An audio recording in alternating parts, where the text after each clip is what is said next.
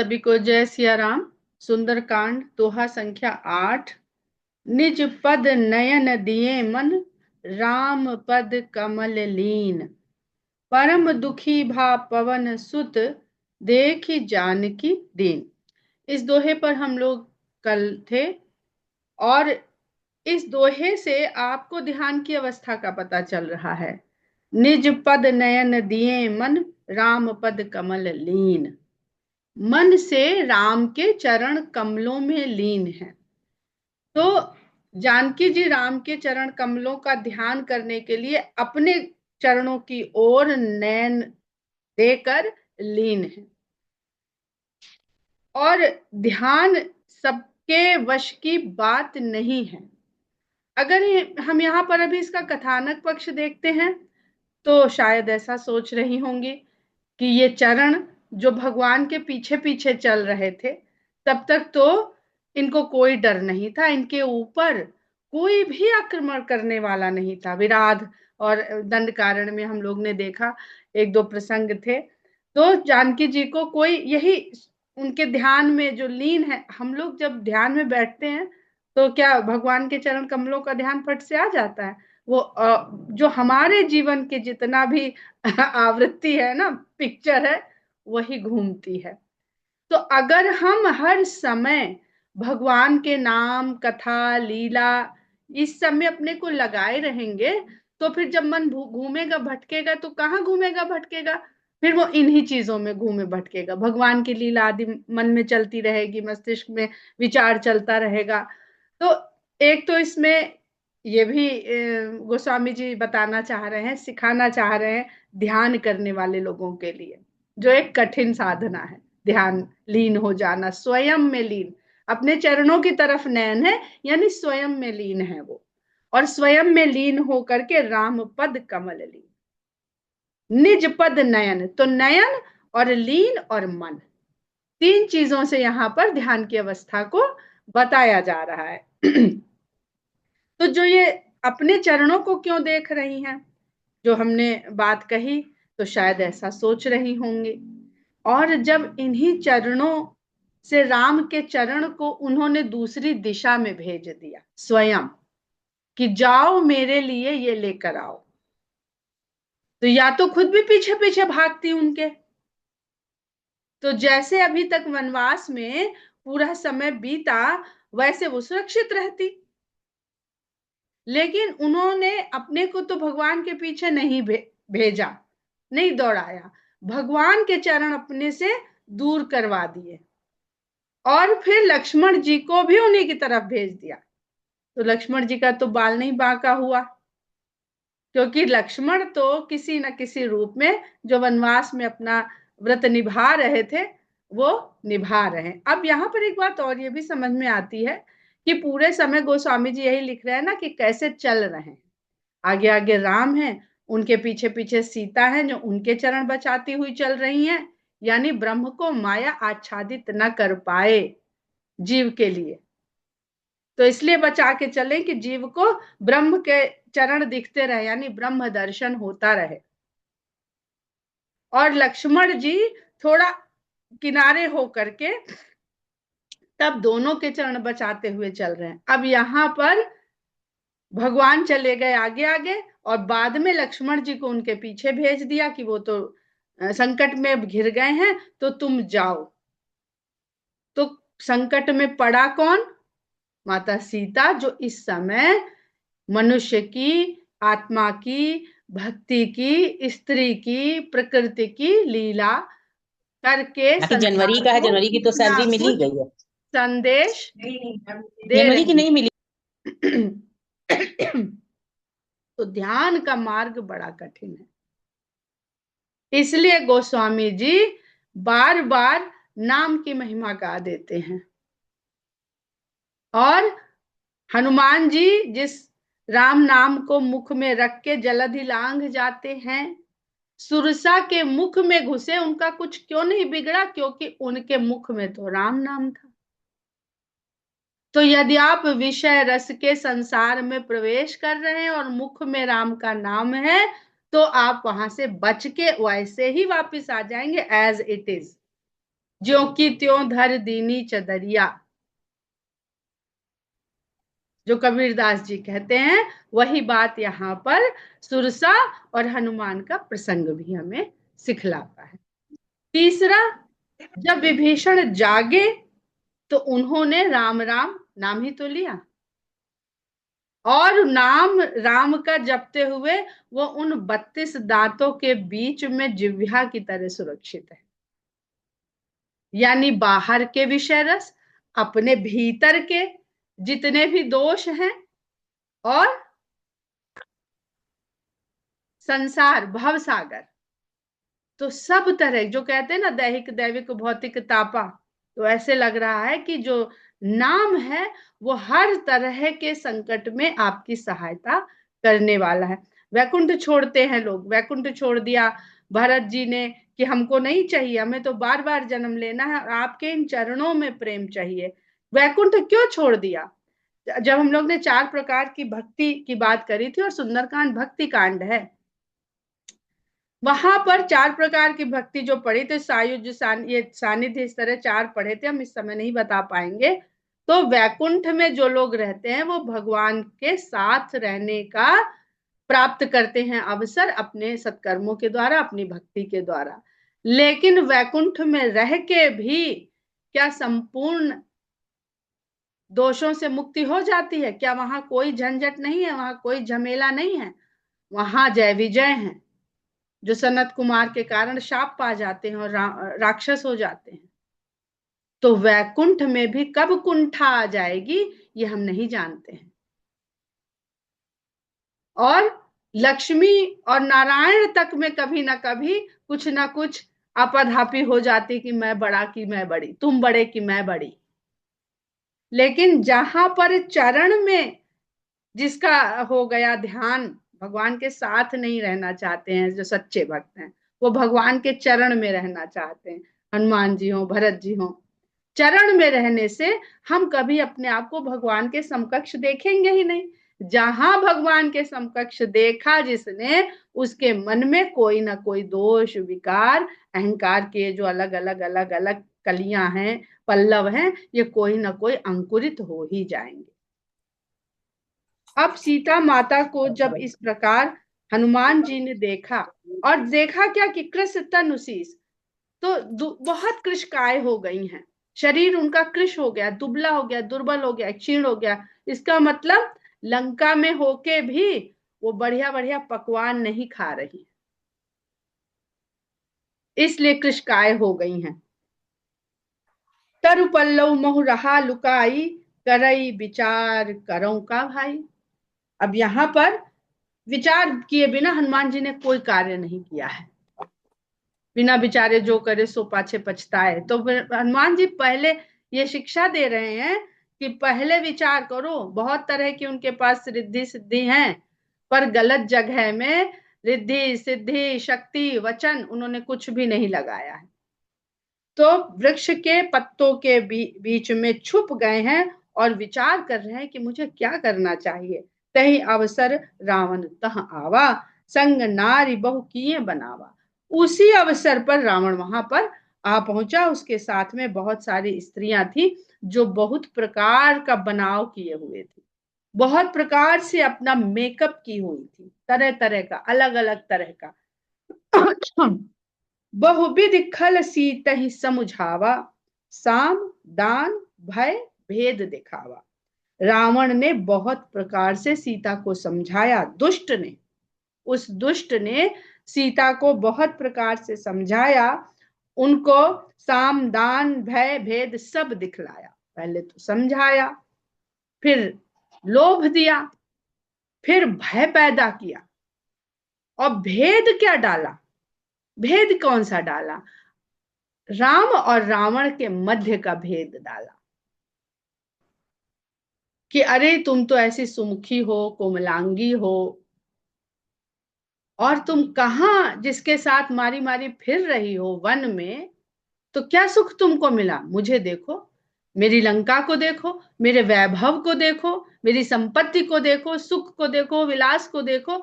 तो ये भेद डाल, जैसे ही आप ध्यान में बैठते हैं तो ये बनाव श्रृंगार किए हुए रावण वहां आ धमकते हैं और आपको तरह तरह की चीजों से ध्यान आपका भटकाने लगते हैं। किसी को याद आएगा कि दूध चढ़ा के आए थे, किसी को आता है कि अरे आज तो ये हमें काम करवाना था, या किसी का और कोई व्यापारिक टेंशन चल रहा है, सब ध्यान, क्योंकि हम अपने से जुड़े, और हम जहां जुड़े हैं वही तो हमें दिखाया जाएगा अपने से जुड़ते ही। तो इस तरह उसने भगवान राम से खूब भेद दिखाया और इस प्रकार उनको अपनी तरफ आकर्षित करने का प्रयास किया। कह रावण सुन सुमुख सयानी, और रावण कहता है कि हे सुंदर मुख वाली समझदार सुमुख सयानी, तुम कोई बच्ची नहीं हो, अपना भला बुरा सोचती हो, कहाँ मारी मारी फिर रही हो, देखो मैं ही तुम्हें उठा के ले आया जिस पर तुमको इतना था कि उसके इस बात पे चल पड़ी थी कि वो तो रक्षा करेगा, क्या सुख दिया तुमको उसने, तो तुम तो समझदार हो। मंदोदरी आदि सब रानी, ये जितनी मंदोदरी और मेरी जितनी भी रानियां हैं, तब अनुचरी करऊं पन मोरा, मैं प्रण लेके कहता हूं कि सबको तुम्हारी दासी बना दूंगा, एक बार बिलोकु ममोरा। अब उनके नेत्र कहाँ है? अपने चरण में, क्योंकि उस लंका में सीता जी को कोई ऐसी चीज नहीं दिख रही है जहां पर अपनी ध्यान केंद्रित करके वो राम का ध्यान कर सके, तो केवल उनको अपने भीतर अपने चरणों में ही अच्छा दिखता है अच्छा, कि यहीं पे तो वो ये रहती है चरण ऐसे नहीं? राम हाँ के हाँ हाँ हाँ। पीछे पीछे चल रहे थे। तो जब इस तरह से सीता माता ध्यान में लीन है, तो वो कहता है कि ये जो मेरे साथ इतनी रानियां देख रही हो, और मेरी पट रानी, म्यूट रखिए प्लीज, इन सब को मैं तुम्हारी दासी कर दूं। अब यहाँ पे दो बातें हो रही हैं, हम इसको बिल्कुल सांसारिक भाव से देख रहे हैं, अब आज के सांसारिक भाव से, कि किसी स्त्री के सामने आप नया आपका उस पे आकर्षण आ गया, तो अगर आप अपनी पुरानी पटरानी के लिए, प्रिया पत्नी के लिए कहें तुम्हारी दासी कर दूंगा, तो आप दोनों से हाथ खो बैठे, क्योंकि उसका तिरस्कार कर दिया जो पटरानी है, और जो सामने है उसकी नजरों में आपने स्त्री के प्रति अपनी भावना को प्रकट कर दिया। क्या मैं अच्छी लगी हूं तो मंदोदरी दासी हो गई, कल कोई और अच्छी लगेगी तो मैं दासी कर दी जाऊंगी, तो तुम्हारे सानिध्य से मुझे जो बता रहे हो मारी मारी फिर रही हो, मुझे क्या, और सयानी कह दिया है। तो सीता का सयानापन है जो वो सब कुछ समझ रही हैं। एक बार बिलो कुम्मम ओरा, तृण धरियोट कहति बैदेही, सुमिर अवध पति परम स्नेही, तिनके की ओट में हो करके वैदेही सुमिर अवधपति, वो अयोध्या के पति स्वामी का स्मरण करती हैं। बहुत सुंदर है ये, आप लोग सब समझ चुके हैं कि लंकाधिपति और अवधपति में फर्क क्या है। द्वंद के बिना जहां साम्राज्य है वो अवध है, वो अवधपति है, और जहां अपने ही भीतर 10 तरह के विकार हैं, इतना द्वंद है, वही लंका है और लंकाधिपति है। सुमिर अवधपति परम स्नेही, जो उनके परम स्नेही अवधपति हैं उनका स्मरण करते हुए कहती हैं, सुन दसमुख खद्योत प्रकाशा, कबहू की नलिनी करें विकासा। हे दसमुख, क्या कभी जुगनू के प्रकाश करने से जो कमलिनी होती है वो खिल जाती है? सूर्यवंशी है राम, तो जब सूर्योदय होता है कमल और कमलिनी तो तभी खिलते हैं। कभी विकसित होते हैं, अस मन समुझ कहत जान की, खल सुधि नहीं रघुबीर बान की। और कहती हैं अस मन समुझ, जानकी जी कहती हैं अपने मन में ऐसा तुम ठीक से समझ लो कि तुमको शायद राम के बाण की सुधि नहीं है, भूल गए हो तो। अब कौन कौन से बाण हैं हम लोग ने भी कल भी चर्चा करी थी, और सीता जी राम के बाण की बात कर रही हैं और सामने तिनका रख रही हैं, तो तिनका रख के वो रावण को भी चुनौती दे रही हैं अपनी ओर से भी, कि सठ सूने हरियाणे मोही, अधम निलज लाज नहीं तो ही, कि हे दुष्ट, तूने मेरा जो हरण किया है वो सोने में किया है। अगर इतना ही तू परम वीर है जिनके लिए मेरे मन में भेद डाल रहा है, तो फिर उनके सामने मुझे लेकर के आना था। तेरी क्या सामर्थ्य है?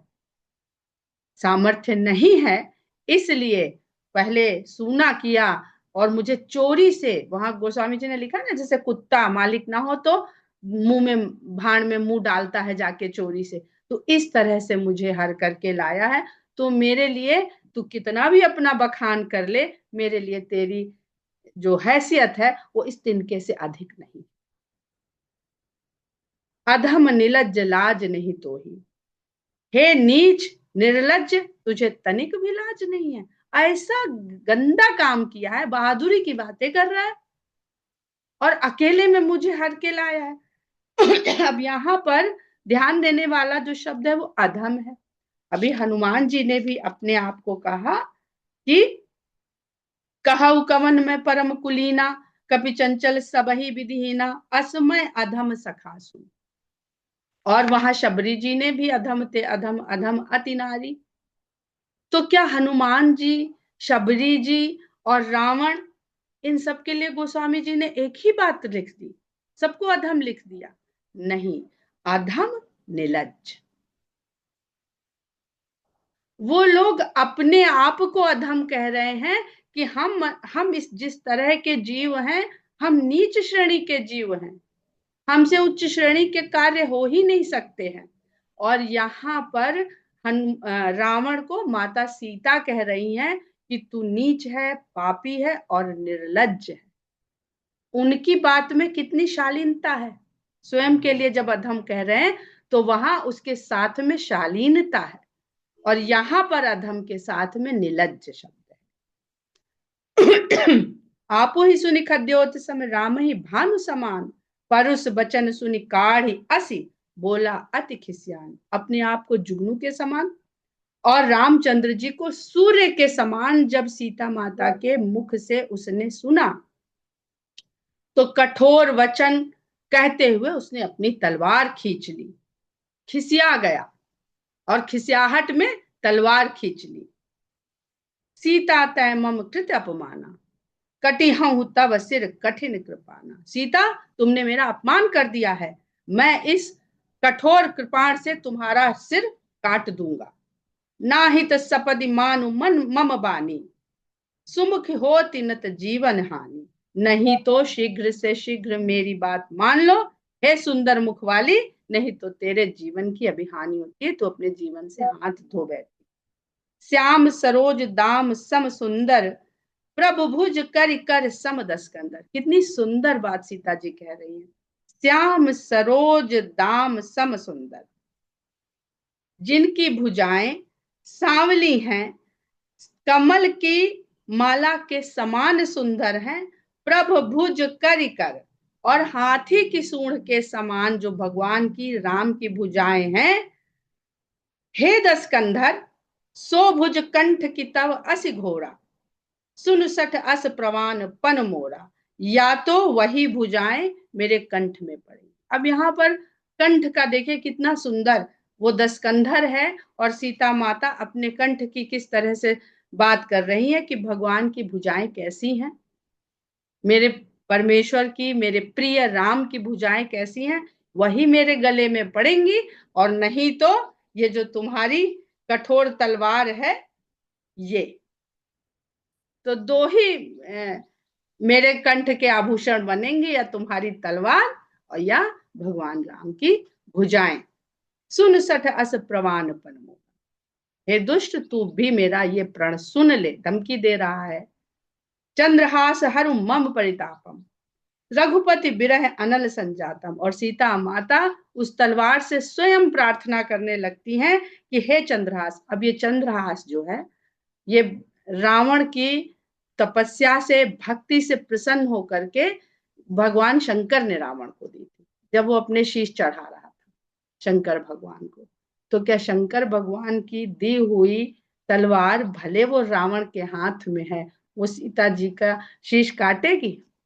चाहे रावण ने जितने शीश चढ़ाए हों, और चाहे रावण को जितने शीशों का वरदान शंकर से प्राप्त हुआ हो, लेकिन सीता का शीश शंकर की दी हुई तलवार कभी नहीं काटेगी, और ये रावण भी जानता है। तो कहती है चंद्रहास, अब तू ही मेरे कष्ट को हर सकती है, और हर ले, क्योंकि राम के विरह की ये जो अनल संजातम, राम के विरह की जो अग्नि है ये मुझे जला रही है। शीतल निशित बहसी बर धारा, तेरी धार से तो मुझे शीतलता प्राप्त होगी, तेरी धार से शीतल धारा मुझे मिलेगी। कह सीता हर मम दुख भारा, सीता कहती है तलवार से, चंद्रहास से, कि तू ही मेरे दुख के भार को हर सकती है। सुनत बचन पुनि मारन धावा, मैं तनया कहीं नीति बुझावा। ऐसा सुनते ही वह पुनः मारने के लिए दौड़ा, और मैं तनया, मैं दानव की पुत्री थी मंदोदरी, उसने उन्हें रोका रावण को, और नीति ज्ञान उसे दिया।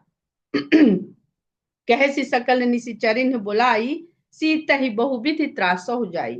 तब रावण ने राक्षसियों को बुलाकर कहा कि तुम लोग इनको अलग अलग तरह से खूब इनको कष्ट दो, बहुत इनको ताड़ना दो। मास दिवस मोह कहा न माना, तो मैं मारब काढ़ी कृपाना। अगर एक मास के भीतर भीतर इन्होंने मेरा कहना नहीं माना, तो मैं तलवार से इनका वध कर दूंगा। रावण भी कब से प्रतीक्षा कर रहा है, शूर्पणखा बता चुकी है और रावण विचार कर चुका है, तो सोच रहा है कि मैं तो ले आया, सीता का हरण करके भी ले आया, और अभी तक राम तो आए नहीं इनको छुड़ाने और मेरा उद्धार करने। तो उसको क्या, रावण का गुप्तचर विभाग कुछ ऐसा वैसा है कि उसके महल से होता हुआ कोई रडार लगा ही नहीं है उसके यहाँ, कोई सीसीटीवी है ही नहीं उसके यहाँ। रावण को भी पता है कि राम के आने से पहले राम का दूत यहाँ आ चुका है, तो अब ऐसा कुछ कृत्य करो कि वहां अब टाइम लिमिट बनानी पड़ेगी, नहीं तो भगवान अभी जाने मुझे कितनी प्रतीक्षा, अधीर हो रहा है। तो 1 महीने का समय उन तक पहुंचा दिया है कि 1 महीने में तुमको अब आना पड़ेगा। भवन गयौ 10 कंधर, यहाँ पिशाचिनी वृंद, सीत ही त्रास देखा वहीं, धर ही रूप बहुमंद। इतना ऐसा कह करके रावण अपने भवन में चला गया, और यहाँ राक्षसियों के झुंडों ने, समूहों ने सीता को अपने अनेक प्रकार के, धर ही रूप बहुमंद, अब रूप बहुमंद, पहले ही मंद है, मतलब विकृत विकृत उनके रूप हैं, रूपवती नहीं है, और उस पे वो धारण और कर ले रही हैं, और भयानक रूप धारण कर ले रही हैं, और सीता को डरवा रही हैं। त्रिजटा नाम राक्षसी एका, एका रामचरण रति निपुण विवेका। इन्हीं राक्षसियों में एक त्रिजटा नाम की राक्षसी है, जिसकी राम के चरणों में रति भी है, प्रीति भी है, और वह निपुण और विवेक है। अब इसीलिए हमें ऐसे लगता है त्रिजटा जो विभीषण की पुत्री है, और शर्मा विभीषण की पत्नी है, और त्रिजटा की माँ है। गोस्वामी जी ने इन सब चरित्रों का उल्लेख नहीं किया है। और विवेक में निपुण है, तो लंका जैसे राज्य में अगर कोई विवेक में निपुण है, तो निश्चय ही उसके घर का, उसके परिवार का, उसके माता पिता का ऐसा संस्कार होगा कि वो विवेक निपुण है। तो विभीषण जी जो हैं, वही लंका में एक विवेकवान है, वही विवेक का रूप है। सबनहु बोली सुनाए से सपना, सीता ही से ही करहु हित अपना। उसने सबको बुला के अपने सपने के बारे में बताया, और कहती है कि इनके साथ जो तुम लोग ये कर रही हो ना, डरा धमका रही हो इतनी जोर जोर से, इनकी सेवा करो, क्योंकि तभी तुम्हारा कल्याण है। मैंने सपने में क्या देखा है, सपने बानर लंका जारी, जातु धान सेना सब मारी, खर आरूढ़ नगन 10 सीसा, मुंडित सिर खंडित भुज बीस। अब देखिए यहाँ पर जब रावण आता है, तो उसके लिए गोस्वामी जी 10 मुख और 10 कंधर इन पर्यायवाचियों का प्रयोग करते हैं, और सबका सब उसका जो मुख है, कंधे हैं, वो सब किसमें किसका भार उठा रहे हैं? कंधा क्या करता है? कंधा भार उठाने में सहायता करता है। कंधे में दम ना हो तो भार नहीं उठाया जा सकता। शीश पे भार नहीं उठाया जाता, कंधे पे भार उठाया जाता है। तो वो अपने अहंकार का बोझा लेकर के आता है, अहंकार को लादे हुए। तभी त्रिजटा कहती है कि मैंने तो स्वप्न में क्या देखा है कि कोई वानर आया और उसने लंका को जला दिया है और राक्षसों की सारी सेना को मार गिराया है। खर आरूढ़ नगन 10 सीसा, 10 शीश, यानी रावण जो उसने अपने 10 कंधों पे क्या उठा रखा है? 10 शीश। और शीश काहे के प्रतीक हैं? उसके अहंकार के, सब विकारों के। तो 10 शीश नग्न होके गधे पर आरूढ़ है और मुंडित सिर, उसका सिर मुंडा हुआ है। खंडित भुज भी सा, जो उसकी 20 भुजाएं हैं वो खंड खंड हो चुकी हैं। वो अपने पूरी सामर्थ्य के साथ भोग विलास विषय कामनाओं की पूर्ति में पूरी तरह से झोंक रखा है। एहि विधि सो दक्षिण दिशि जाई, इस प्रकार की अवस्था में गधे के ऊपर बैठा है, सिर मुंडा हुआ है, भुजाएं उसकी टुकड़े टुकड़े हो चुके हैं ही नहीं अब उसके पास, और वो दक्षिण दिशा की ओर यानी यमलोक की ओर जा रहा है। और लंका मनहु विभीषण पाई, और लंका में तो दिख रहा है कि विभीषण को प्राप्त हो गई है लंका। नगर फिरी रघुबीर दुहाई, तब प्रभु सीता बोली पठाई, और पूरे नगर में राम की जय जयकार हो रही है।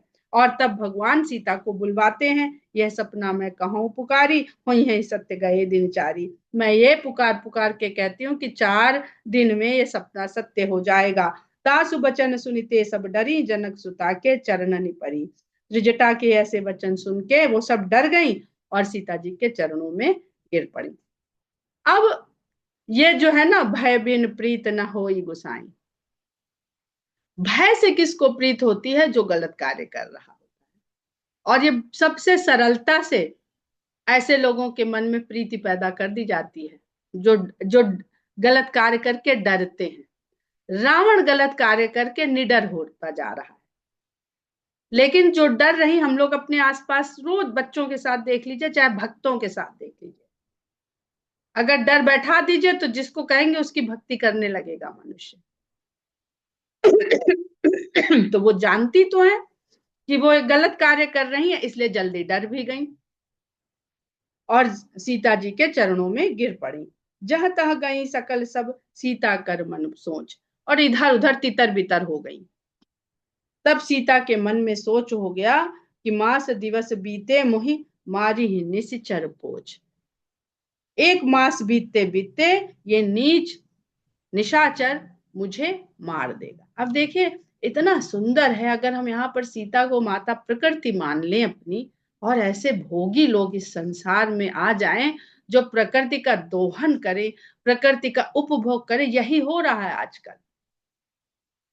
तो वो प्रकृति को कितना सोच हो जाएगा कि 1 मास में तो ये हमारे को खत्म कर देंगे। यानी एक कोई निश्चित अवधि तो है जिसमें प्रकृति को हम इस लायक नहीं छोड़ेंगे कि वो हमें कुछ देश, हम खुद ही नष्ट कर देंगे। हवा का हाल आप देख रहे हैं, जल का हाल आप देख रहे हैं, भोजन का हाल आप देख रहे हैं। तो ये क्या है? ये इतना हम लोग इतने भौतिक सुख में इतने लिप्त हो गए हैं कि उसी प्रकृति का उपभोग दोहन करके उसी को नष्ट कर रहे हैं जो हमारी प्राणदायिनी है।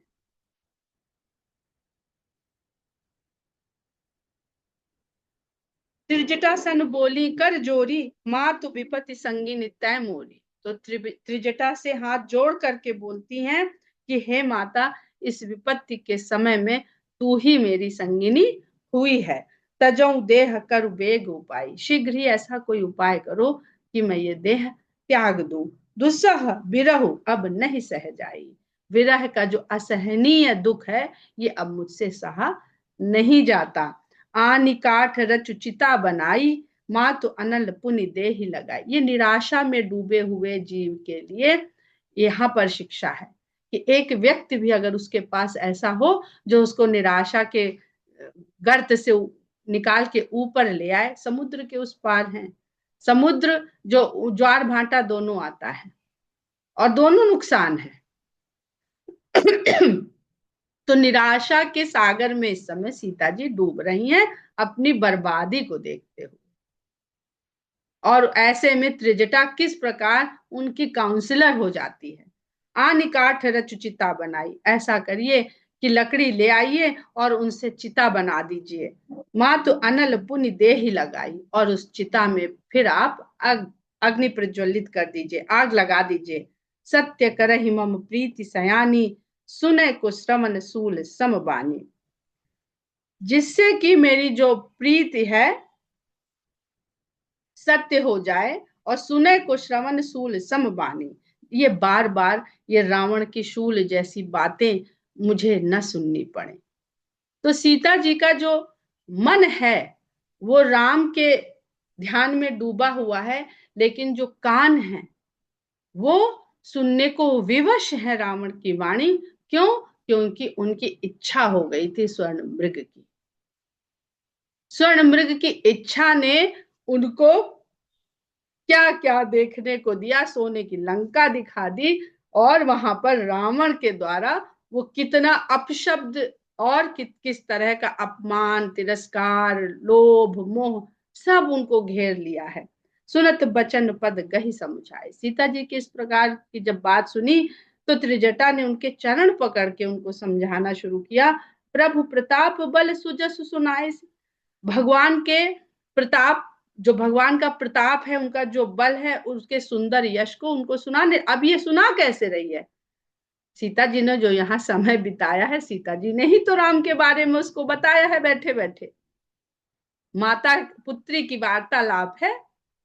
तो जो सीता जी ने बताया कि राम ऐसे हैं, मैं जब वहां किस प्रकार हमारी भेंट हुई, किस प्रकार हमारा स्वयंवर में हमको मेरा वरण हुआ, विवाह हुआ, फिर अयोध्या आए और फिर ये हुआ, माता के कारण हम वनवास में उनके साथ चले आए, और सारे संकट बताए ना वन के, कि क्या क्या संकट साथ में हम लोगों ने देखे, सामना किया, और सब में तो वो सफल होते रहे।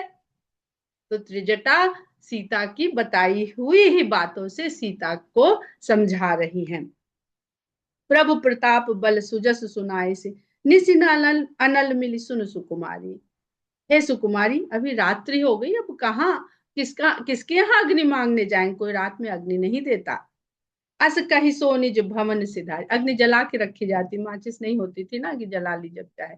एक बार जब अग्नि प्रज्वलित हो जाती थी तो अग्नि बनी रहती थी, उसी अग्नि से अग्नि को फिर बढ़ा लिया जाता था। और अग्नि प्रज्वलित करने का पूरा एक कहते ना नियम होता था, संस्कार होता था, अग्निहोत्र होता था जब अग्नि प्रज्वलित की जाती थी। और जब आज भी देखे, जब किसी शुभ कार्य में अग्नि प्रज्वलित की जाती है तो उसमें पहले कुछ डाला जाता है।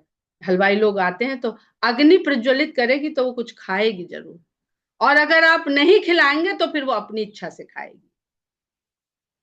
इसलिए अग्नि जब भी प्रज्वलित की जाती है तो उसमें कुछ डाला जाता है। वही हनुमान जी तो अग्नि जला दी तो उनको खिलाना पड़ गया लंका को, तो उन्होंने कहा कि अब अग्नि तो इन्होंने प्रज्वलित किया तो कुछ तो इसमें डालना पड़ेगा ना अग्नि के मुख में। तो कहती है कि निसिनानल मिली सुन सुकुमारी, अस कही सो निज भवन सिधारी। ऐसा कह करके वो अपने भवन को चली गई। कह सीता विधिभा प्रतिकूला, मिली न पावक मिटिहि न सूला। देखिए तो प्रगट गगन अंगारा, अवनि न आवत एक उतारा। पावक मैं शशि स्रवत न आगी, मानहु मोहि जानि हत भागी। सुनहि विनय मम बिटप अशोका, सत्य नाम करु हरु मम शोका। नूतन किसलय अनल समाना, देहि अगिन जनि करहि निदाना। देखि परम बिरहा कुल सीता, सो छन कपिहि कलप सम बीता। हम लोग कल इसका भाव समझेंगे, आनंद लेंगे। जय सिया राम।